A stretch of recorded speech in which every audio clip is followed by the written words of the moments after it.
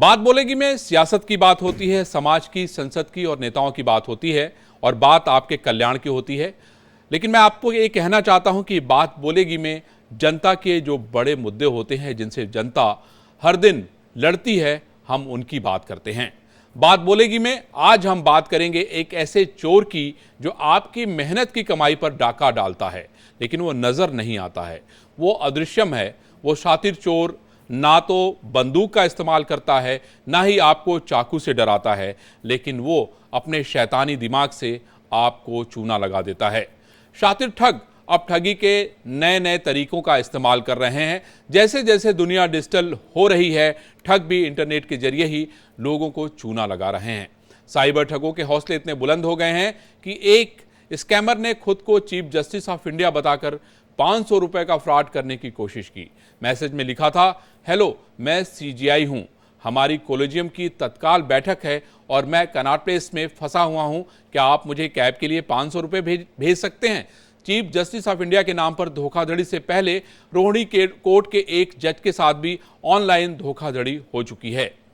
ठग मैसेज के जरिए ही लोगों को चूना नहीं लगा रहे हैं, बल्कि वो अलग अलग तरीकों से जालसाजी कर रहे हैं। ऐसा ही एक तरीका है डिजिटल अरेस्ट का, जिसमें ठग व्यक्ति को झूठ बोलकर डराते हैं, धमकाते हैं, फिर ठगी को अंजाम देते हैं।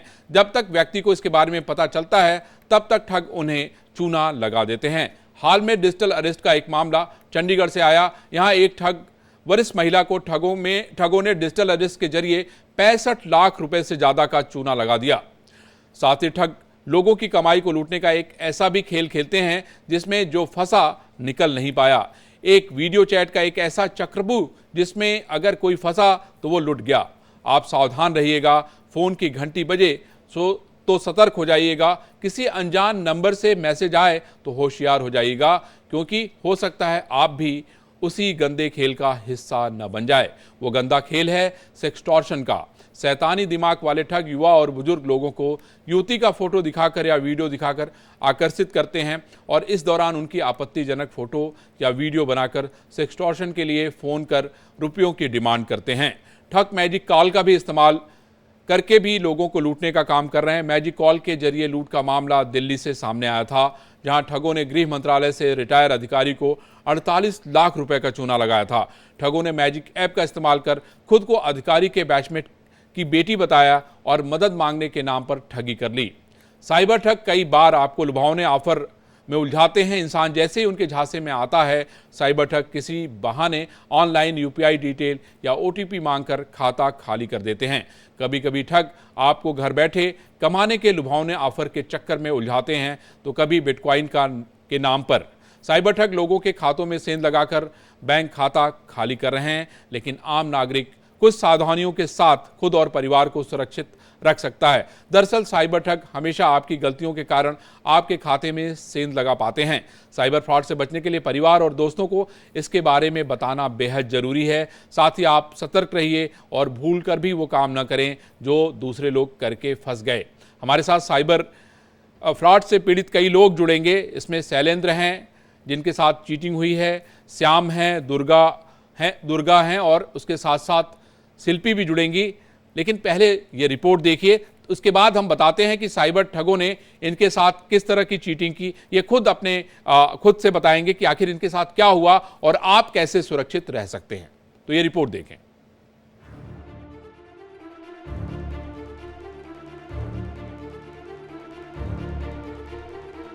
आपने डकैती, लूट और झपटमारी की बहुत कहानियां सुनी होगी।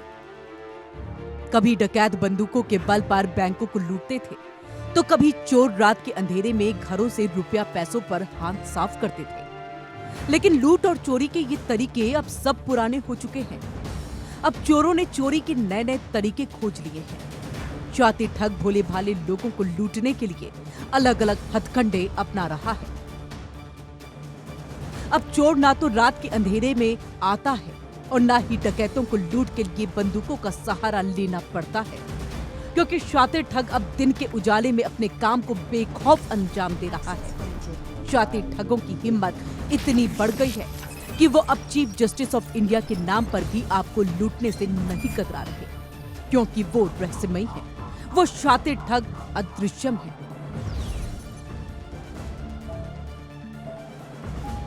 यानी वो आपको लूटता तो है लेकिन आपको नजर नहीं आता, लेकिन वो आपके ऊपर 24 घंटे नजर रखता है। वो आपकी एक छोटी सी लापरवाही के इंतजार में रहता है। इधर आपने हल्की सी चूक की और उधर आपका बैंक बैलेंस साफ। साइबर ठगों की नजर आपकी मेहनत की कमाई पर रहती है। वो नए नए तरीके इजाद करके आपको अपने झांसे में फंसाने की कोशिश करते हैं। शातिर ठगों ने chief justice of India DY Chandrachud के नाम से भी ठगी का प्रयास किया। CGI के नाम से फर्जीवाड़ा करने वाले मैसेज का स्क्रीनशॉट CGI तक भी पहुंचा और जिसके बाद उन्होंने खुद FIR दर्ज करवाई। शातिर ठगों का ये कारनामा आप खुद देख लीजिए। चीफ जस्टिस के नाम का इस्तेमाल करके फ्रॉड करने वाले शख्स ने लिखा है, हेलो मैं CGI, मैं कॉलेजियम में अर्जेंट मीटिंग में हूँ, मेरी कॉलेजियम में अर्जेंट मीटिंग है, मैं कनॉट प्लेस में फंसा हूँ। इतना ही नहीं, फ्रॉड करने वालों ने CGI के नाम पर ये तक लिख डाला कि क्या आप कैब के लिए 500 रुपए भेज सकते हैं, कोर्ट पहुंचकर लौटा दूंगा। चीफ जस्टिस ऑफ इंडिया के नाम पर यह पोस्ट सोशल मीडिया पर वायरल हो रहा है। मामले की गंभीरता को देख CGI ने खुद पुलिस से बात करके कार्रवाई करने को कहा। शिकायत के आधार पर पुलिस फिलहाल फ्रॉड करने वालों की तलाश में जुटी है, लेकिन इससे पहले दिल्ली के रोहिणी कोर्ट में जज के साथ भी इस तरह की ठगी का मामला सामने आया था। इंटरनेट के इस युग ने हमारा जीवन बहुत आसान कर दिया है। एक क्लिक पर पैसा transfer, shopping, mail, exam form भरना सब संभव है। लेकिन इंटरनेट का जितना उपयोग हो रहा है उतना ही दुरुपयोग भी होता है। जैसे इंटरनेट का गलत इस्तेमाल करके साइबर ठग लोगों के खाते में सेंध लगा रहे हैं। AI टूल्स आने के बाद साइबर क्राइम की नई नई तरकीबें सामने आ रही हैं। Bureau report, India daily.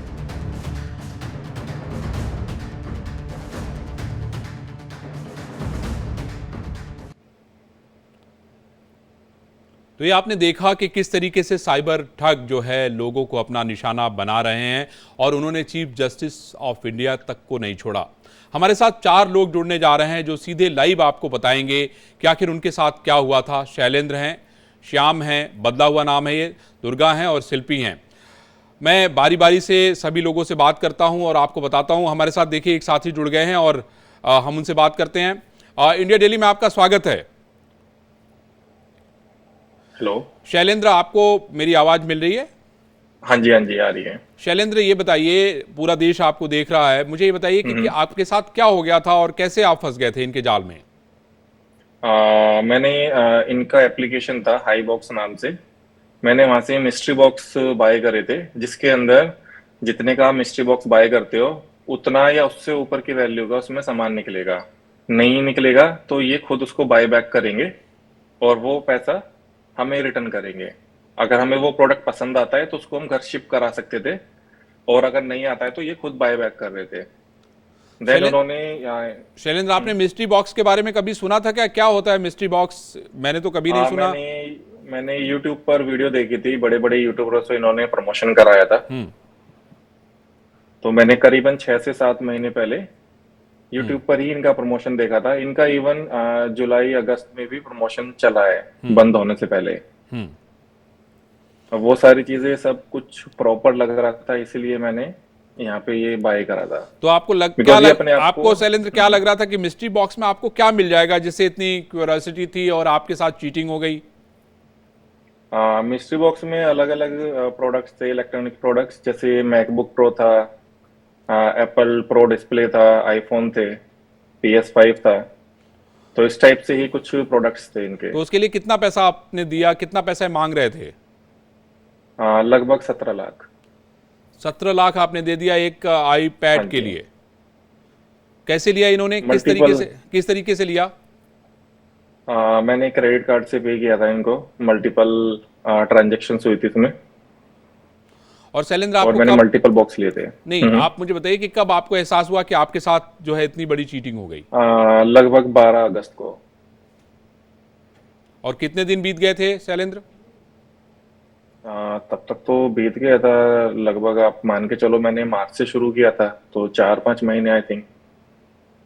5 महीने में आप समझ नहीं पाए कि आपके साथ चीटिंग हो रही है और आप जो है मिस्ट्री राइट। बॉक्स का इंतजार करते रहे। राइट। आखिर ऐसा क्या करते हैं जिसकी वजह से आदमी फंसा रहता है, निकल नहीं पाता है इनके चुंगल से? एक्चुअली मेन चीज क्या है ना, आज के टाइम पे जो भी यूट्यूब पे दिखता है सबको वही चीज रियल लगती है। इवन इसमें जो इनके पेमेंट गेटवे वगैरह थे वो भी पूरे लीगल थे। ऐसा नहीं था कि ये डायरेक्टली बैंक अकाउंट में पैसा ले रहे हैं अपने, या थर्ड पार्टी एप्लीकेशन से ले रहे हैं ये। इवन जो एप्लीकेशन था ये एप्पल के ऐप स्टोर पे भी अवेलेबल था, जबकि वहां पे आपको ही पता है कि इतना इजी नहीं है किसी भी एप्लीकेशन को रजिस्टर कराना। तो और हमें तो यही लगेगा ना एज अ यूजर कि इनका एप्लीकेशन भी यहाँ पे रजिस्टर्ड है, प्लस जो इनके पेमेंट गेटवेज हैं जैसे ईज बस हो गया और फोन पे हो गया, वहां पे प्रॉपर केवाईसी होती है, जो कंपनी की वेरिफिकेशन वगैरह सब कुछ होता है। तो नॉर्मल यूजर के लिए तो ये पहचानना थोड़ा सा डिफिकल्ट है कि कौन सी चीज ठीक है रियल है शैलेंद्र, कौन आप सी चीज हमारे साथ फेक है। बने रहिए। हमारे साथ श्याम जुड़े हुए हैं जिनके साथ सेक्सटॉर्शन की घटना हुई है। श्याम के पास चलते हैं। श्याम, इस समय बहुतायत लोगों के साथ इस तरह की बातें हो रही हैं। आप तो पहले मुझे ये बताइए कि आखिर आपके साथ क्या हुआ था, कैसे आप फंस गए? नहीं, मेरा सेक्सटॉर्शन नहीं था। जी, आप मेरे माफ साथ, कीजिएगा, बताइए मुझे प्लीज। हाँ, तो मेरे पास एक कॉल आया सुबह सुबह जी। कि ऐसे ऐसे आपने कुरियर भेजा है, फेडेक्स से हमारा कॉल है, और उस कुरियर में कुछ ड्रग्स वगैरह कुछ कुछ हैं जिसकी वजह से आपको बॉम्बे में आके मुझसे हम थाने में बात करनी है। जी।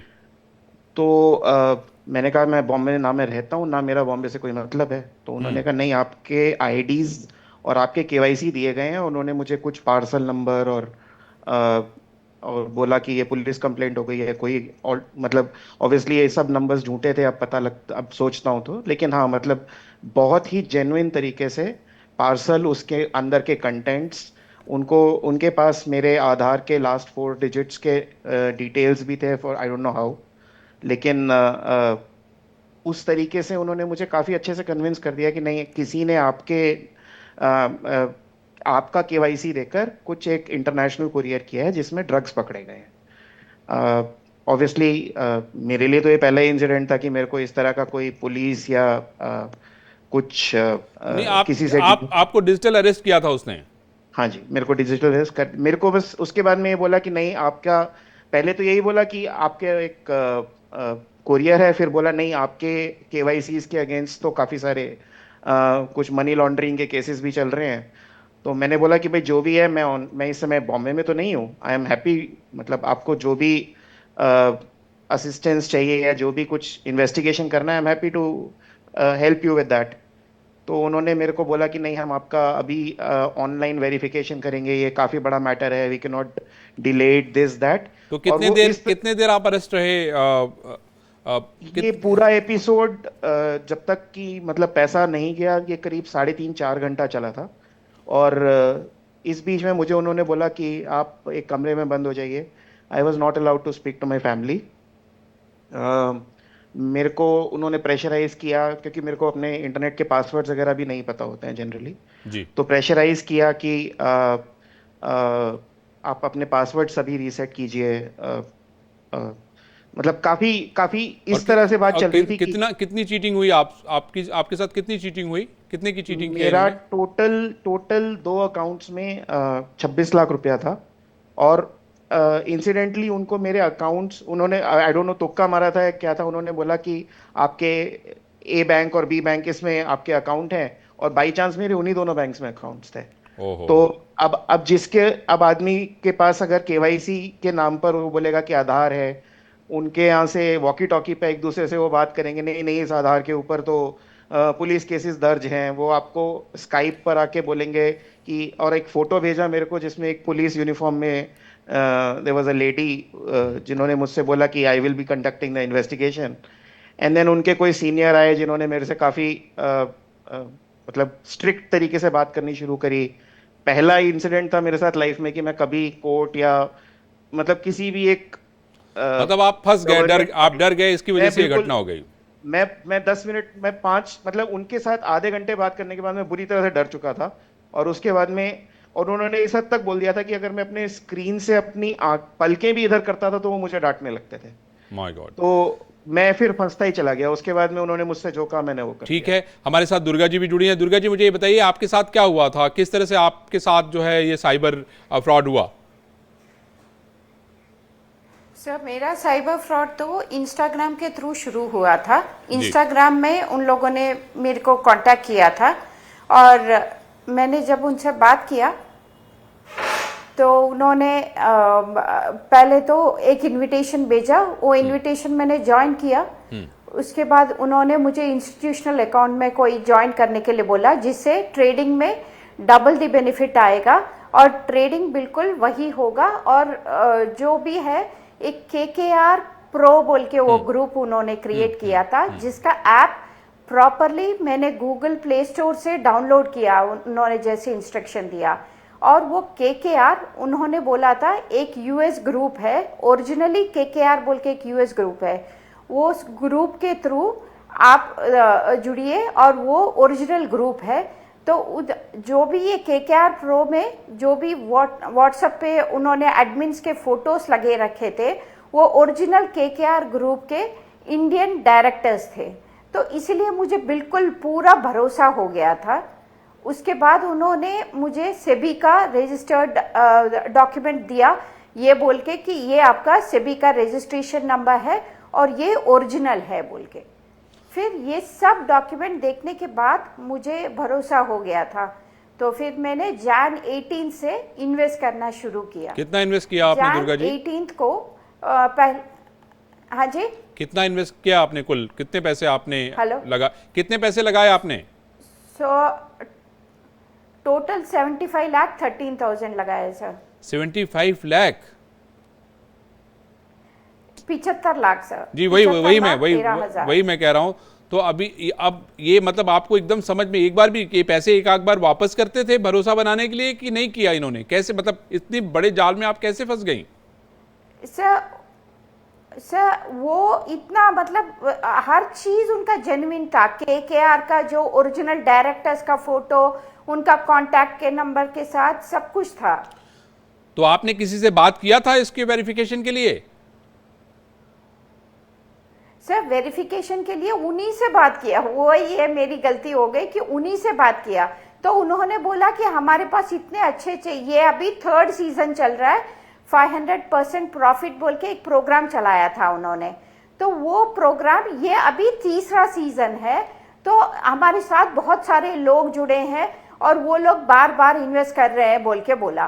तो मैंने क्या किया, एक कस्टमर को मैंने, एक लेडी थी, उस कस्टमर को मैंने मैसेज किया। तो उसने वापस मुझे मैसेज किया कि हाँ मैं 3 सीजन से मैं इन्वेस्ट कर रही हूँ और ये लोग जेन्युइन है बोल के। तो भी तो उन्हीं लोगों में शामिल रहे होंगे ना? जब मैंने पूरा हाँ सर, वही तो बाद में ही मुझे वो रियलाइज हुआ। इन लोगों ने IPO के थ्रू मुझे इन्वेस्ट कराया। उसमें उन लोगों ने फ्रॉड बोल के कि 1 करोड़ 25 लाख का उन्होंने IPOs का मेरे को शेयर अलॉट किया। उसमें उतना पैसा नहीं है बोला मैंने। तो उन्होंने बोला 47 लाख हम लोन देते हैं आपको, आप जब इसको लिक्विडेट करेंगे तब हमें लौटा देना बोल के। लेकिन लिक्विडेट भी किया नहीं, उसके बदले में वो लोग पैसे मांगने लगे कि पहले पैसे दो बोल के। उन लोगों ने वो 47 लाख के बदले में मैंने 41 लाख अपना घर बेच दिया, घर बेच के दे दिया। ये सब हुआ सिर्फ 1 महीने के टाइम में। Jan 18 को मैंने किया और February 25 को मुझे पता चल गया कि ये लोग फ्रॉड है बोल के। बड़ी दुर्भाग्यपूर्ण बात बता रही कि आपने अपना घर बेच दिया। आपने परिवार में किसी के साथ ये सारी बातें शेयर नहीं की थी क्या दुर्गा जी? सर हस्बैंड को भी किया, लेकिन हस्बैंड ने भी डाउट नहीं किया। एक बार उन्होंने बोला, लेकिन जब ये सारा इनके साथ इन्होंने चैट भी किया था कि आप जेन्युइन हो क्या या नहीं है बोल के, तब कुछ नहीं बोला। इन्होंने बोला कि आप भरोसा कर सकते हैं, वी आर नॉट फ्रॉडस्टर्स बोल के। ठीक है दुर्गा जी, बाद में सारे नंबर्स हस्बैंड खुद बैठ के मिले है। दुर्गा जी, हमारे साथ शिल्पी भी हैं। शिल्पी, आप मुझे बताइए कि आपके साथ क्या हुआ था। फिर हमारे साथ सचिदानंद जी जुड़ गए हैं जो कि एडिशनल DCP हैं गाजियाबाद के साइबर क्राइम के। उनसे बात करेंगे कि आखिर आपको कैसे बचना है इन सारी चीज़ों से। शिल्पी, जरा मुझे बता दीजिए कि आपके साथ क्या हुआ था।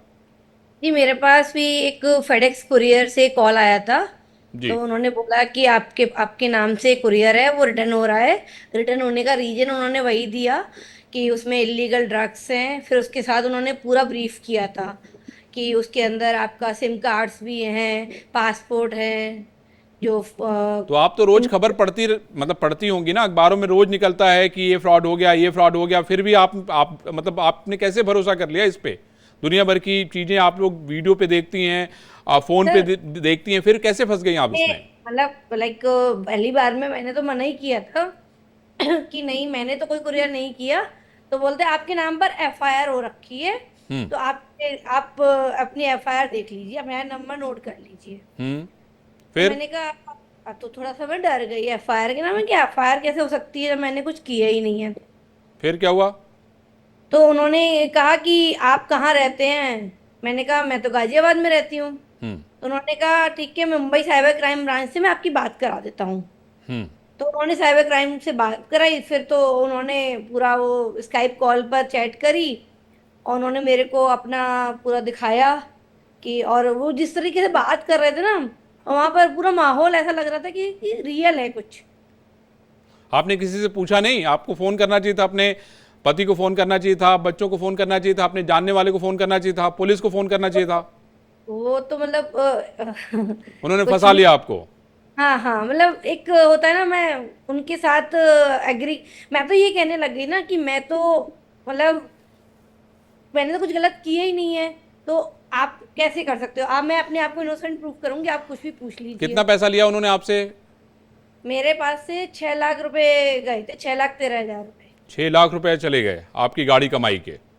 जी। हमारे साथ सच्चिदानंद जी हैं। सच्चिदानंद जी, हम अभी सारे लोगों की बातें सुन रहे थे और देश को भी बताना चाहते थे कि भाई आप लोग सतर्क रहिए, नहीं आपके खाते में कभी भी सेध लग सकती है। किसी का भी फोन आए, कोई भी आपको लिंक भेजे, तो उसको पहले क्लिक करने के पहले 5 बार सोचिए कि हम इसको क्लिक करें कि ना करें। सच्चिदानंद जी, मुझे ये बताइए कि एक तो आप लोगों ने एक बहुत बड़ा काम किया है। उत्तर प्रदेश में गाजियाबाद एक ऐसा पूरा मतलब डिस्ट्रिक्ट है जहाँ पे सबसे ज़्यादा जो है पैसे आप लोगों ने बरामद किए हैं, साइबर फ्रॉड के जरिए जो पैसे लूटे गए थे या ठगे गए थे। आप मुझे ये बताइए कि कुछ मतलब कितने पैसे जो है आप लोगों ने बरामद किए, और लोगों को बचने के लिए क्या सलाह है आपकी? कौन से ऐसे काम करें जिसकी वजह से ये लोग बेचारे फंसे ना? क्योंकि मैं देख रहा था कि एक महिला ने अपना घर बेच दिया, एक ने अपनी गाड़ी कमाई के 6 लाख रुपए दे दिए, एक व्यक्ति ने जो है मतलब लाखों लाख रुपए इन लोगों ने ले लिया और बिना किसी मेहनत के। तो मैं सच्चिदानंद जी ये चाहता हूं कि आप बताएं कि आखिर कैसे बचें और उसके लिए कौन कौन से तरीके अपनाएं। देखिए, साइबर फ्रॉड की घटनाएं लगातार बढ़ रही हैं, पूरे देश में चल रहा है ये सब चीज़ें। और गाजियाबाद क्राइम ब्रांच और साइबर टीमें लगातार जो है हम लोग प्रचार प्रसार भी कर रहे हैं इसके। इसके बाद भी अगर देखेंगे, इधर जो है गाजियाबाद में जो सबसे ज़्यादा रजिस्टर्ड केसेस शेयर ट्रेडिंग की चल रहे हैं और डिजिटल अरेस्ट के मामले आए हैं। तो इससे बचने का सबसे अच्छा यही तरीका है कि जो भी अननोन कॉल आपके पास आती है उसको आपको इंटरटेन नहीं करना है। अननोन कॉल आ रही है, अननोन लिंक आ रहे हैं, अननोन मैसेजेज आ रहे हैं।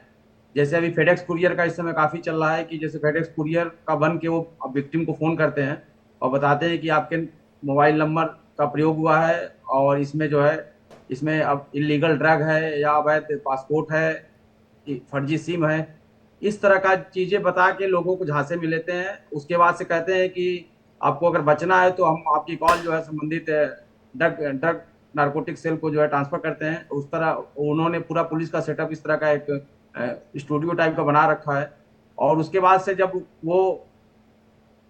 देखता है, जो भी विक्टिम होता है, पुलिस का सेटअप देखता है तो डर जाता है और बचने को पाए के उस पर जो है वो फिर जो है तरह तरह से डिमांड करते हैं और लोग डर के जो है उसके बाद स्काइप वीडियो से उसको ऐड करता है। ऐड करने के बाद से वो वीडियो कॉल से ही उसको इतना डरा देता है और किसी से मिलना नहीं है, किसी से बात नहीं करना है, और इस तरह करके जो है वो पैसे निकाल लेते हैं। इस तरह के फर्जी कॉल को पहली बात तो इंटरटेन नहीं करना है, और अगर आपके साथ किस तरह की कोई समस्या है तो तुरंत कॉल को डिस्कनेक्ट करिए। पूरे प्रदेश में अगर देखिए बात की जाए तो हर जनपद में एक साइबर थाना खुल चुका है। सच्चिदानंद जी, ये बताइए कि पैसों को बरामदगी में कितनी चुनौतियां हैं? कितने दिन में अगर कोई व्यक्ति अगर अपना मामला एफआईआर दर्ज कराता है तो कितने दिनों में पैसे बरामद होने की उम्मीद होती है? क्योंकि आप लोगों ने काफ़ी पैसे बरामद किए हैं। और दूसरी एक बात और मैं आपसे पूछना चाहता हूं कि ये पैसे वो कहाँ भेजते हैं? जो पैसे लेते हैं या ट्रांसफ़र करवाते हैं, वो पैसे कहाँ जाते हैं? जनील देखिए, हम लोगों ने कई गैंग पकड़ा इसमें क्या है कि कुछ जैसे ये लोग कंस्ट्रक्शन साइट पे जाते हैं, कंस्ट्रक्शन साइट पे गए, वहां पे पता चला मजदूरों के खाते इन लोगों ने ले लिए। उससे कहे कि तुम्हारा खाता खुलवा रहा है, हमें जीएसटी बचाना है, तो उसको 10,000 रुपये या 15 रुपये में उससे खाते खरीद लिए। खरीदने के बाद से क्या होता है, उन्हीं खातों का वो प्रयोग करते हैं। जब टीम जब पहुंचती है तो पता चलता है वो मजदूर है, वो आगे पीछे किसी भी साइबर फ्रॉडस्टर को जानता भी नहीं है। तो काफी टफ होता है इन्वेस्टिगेशन करना, और टाइम भी कंज्यूमिंग होता है, लेकिन फिर भी हम लोग केसेस वर्कआउट कर रहे हैं। ऐसे ऐसे मामले जो हम लोग के पास आते हैं, पहली बात तो जब आपके साथ अगर साइबर फ्रॉड हो जाता है तो तत्काल संबंधित थाने के साइबर सेल पे कांटेक्ट करें, जहां 5 लाख या उससे नीचे के मुकदमे पंजीकृत होते हैं, और 5 लाख या उससे ऊपर के मुकदमे हैं तो संबंधित जनपद के साइबर थाने को कंप्लेन करें।